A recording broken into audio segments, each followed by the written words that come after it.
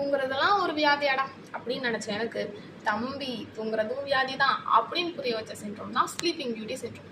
இதை கிளைன் லெவின் சிண்ட்ரோம்னு சொல்லலாம். அது ஒன்றும் இல்லை, கிளைனும் லெவினும் இதை கண்டுபிடிச்சாங்க. ஸோ அவங்க பேரே வச்சுக்கிட்டாங்க. சரி, நம்ம டாபிக் வருவோம்.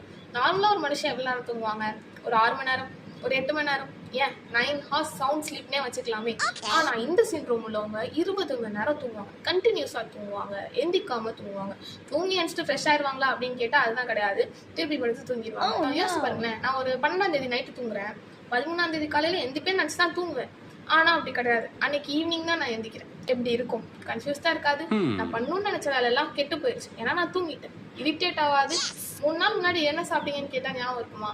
அப்படியே நீங்க ஞாபகம் வச்சிருந்தாலும் இந்த சிண்ட்ரோம் உங்களுக்கு ஞாபகம் இருக்காது. ஸோ இதுதான் இதோட associated symptoms: memory loss, irritability and confusion. நானும் தூங்குவேன் தான், இல்லைன்னு சொல்லலை. பட் 10 மணி நேரத்துக்கு மேலே நான் தூங்கினதே இல்லை. ஸோ நண்பர்களே, என்ன நல்லா தெரிஞ்சவங்களே, யாரும் என்ன கமெண்ட்ல ட்ரோல் பண்ணாதீங்க. பாய்.